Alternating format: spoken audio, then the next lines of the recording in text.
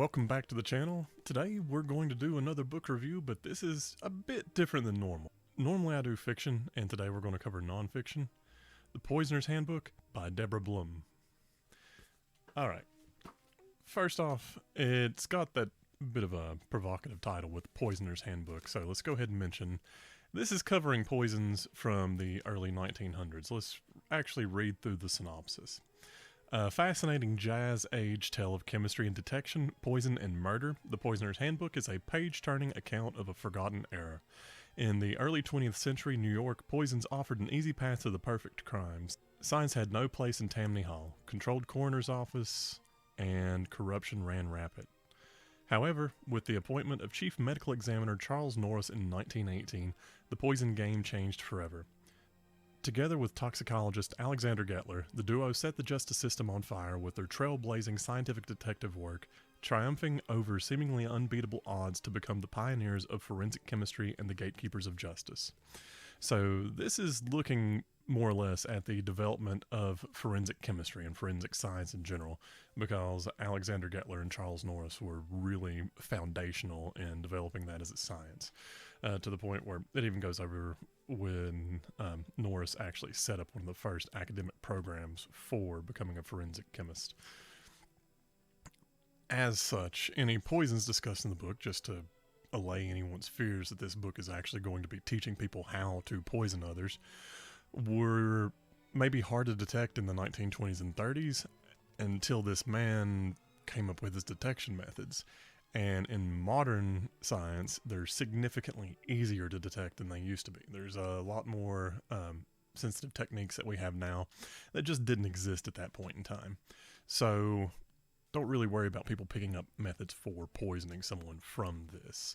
It's really just an interesting look at the chemistry that's involved and some of the particulars that they had to go through to actually come up with their discoveries, as well as picking out a couple cases from each time period that really were representative of those particular types of crimes. So the way the book is split up, each chapter is named after a poison, and you're given a time frame. The poison is part of a central theme for the book, and every single time that a poison is addressed, the author actually goes over some really broad strokes chemistry. When I say broad strokes, I don't think you even actually need a formal education in chemistry to really understand what's going on. Just a passing knowledge of what chemistry is in general, which is more or less the study of how things are made or what they're made up of. So you don't need a super solid scientific background to read this book and appreciate it. As a matter of fact, if you like crime shows or true crime shows or those types of vlogs or podcasts, you probably would love this because it gives a really good view into how some of these real crimes occurred in that time period. Now, like I said, the time period is probably more apt for the chapter than the specific poison mentioned. The specific poison that it's titled after will be covered in that chapter, and you'll get typically a couple things. Some very basics of its structure, how it actually interacts with the body to do what it does, like how does it kill, and more or less how effective it is, and like time frames, that sort of stuff, and what sort of traces it might leave behind. Some of that is revealed over the course of the chapter as it starts discussing the detection techniques, and it can also discuss where some of the weaknesses were at that time before it drew the attention of either Gettler or Norris. And what's really more relevant is the specific time frame, because this starts just around the beginning of Prohibition and goes through the early Prohibition era all the way to the end of Prohibition in New York, and shows really just the development of forensic chemistry as a science. So the time frame is probably more relevant than the specific poison at the title, although that will be a common theme throughout the chapter. Typically the reason is that there will be one crime that gets highlighted, and that crime will be referenced over and over again, and how they actually went through and tested for it and broke the crime down and figured out what was going on. This is really a pretty fun journey through that time period. Blum is really good at taking this really factual and detailed account and turning it into a good flowing narrative that actually keeps the story moving forward and actually makes you want to see what's going on. It's a sort of a pseudo biography of Norris and Gettler, really more Norris, because apparently Gettler was really quiet and to himself, so there's not a super amount of personal details about him out there. It's super professional. Norris was a little bit more outspoken because he had to publicly advocate for things like funding for the department. So there's a lot more details on Norris. It's really more their journey through that time frame, and it's done in a way that makes it very readable, very approachable. The vocabulary usage in the book is really easy to grasp. This is not something that I would put up there as like a high difficulty book to read, even though it's super informative and it really is nonfiction. Now, fair warning, it is looking at someone that was doing forensic pathology work. So they're looking at people that have died, real cases of people that have died. And some of them are significantly more tragic than others. It's not always just people that were mad at someone and murdered them over some sort of greedy dispute. There's some relatively disturbing crimes mentioned, but they're not covered in so much detail that they tend to be that bothersome. But it is still in there. For example, there is one whole chapter that goes over radium. And if you're familiar with the history of radioactive substances, radium, the first thing that should come to mind would be the Radium Girls, and they are discussed.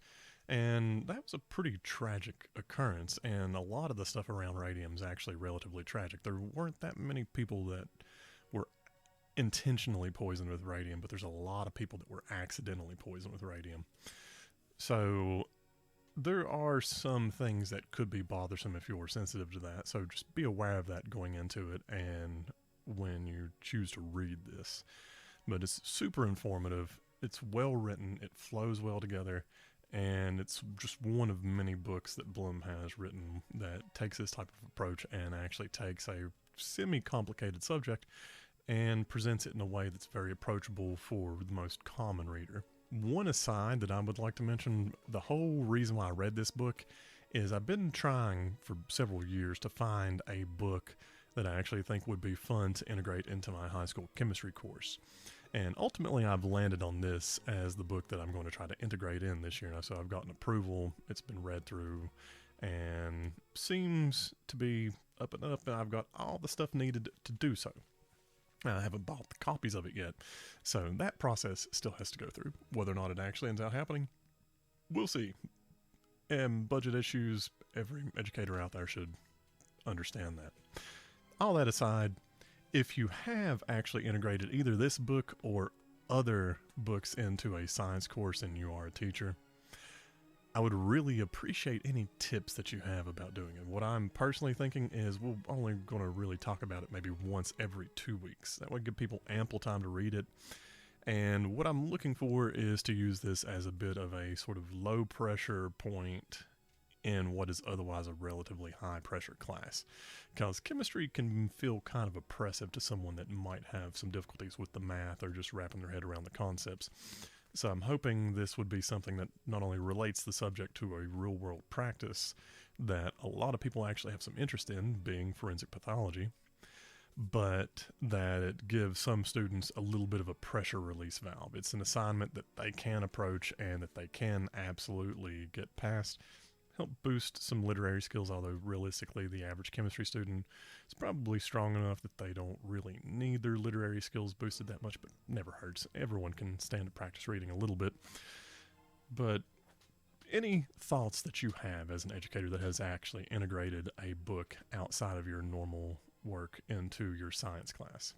I remember in college one of my favorite classes was actually my genetics class, and we read genome parallel to doing the normal work for the class across the semester, which is one of the reasons why I thought to try this with chemistry. Something to add in a relatable thing that's a little bit more approachable and can maybe help get that interest sparked to make them want to look a little bit further into exactly how chemistry functions. So that's a bit of an aside from what I normally do. I would appreciate any comments from anyone willing to offer a suggestion on it. So, that being said, I highly recommend the book, whether you want to go into it for educational purposes or not. It is an interesting read. If you like nonfiction at all, it's a very well written nonfiction book. It's not dry. It's written where it flows like a story, even though you know it's actually true. And I find those types of nonfiction books to be way more enjoyable than the average. Sometimes nonfiction can get really off in the technical detail weeds, and it's not fun to read. It's informative, but not fun. This one was fun and informative. So, highly recommend it. Yet again, Poisoner's Handbook by Deborah Blum. Check it out if you're interested. If not, otherwise, thank you for watching the video, and I hope you have a great day.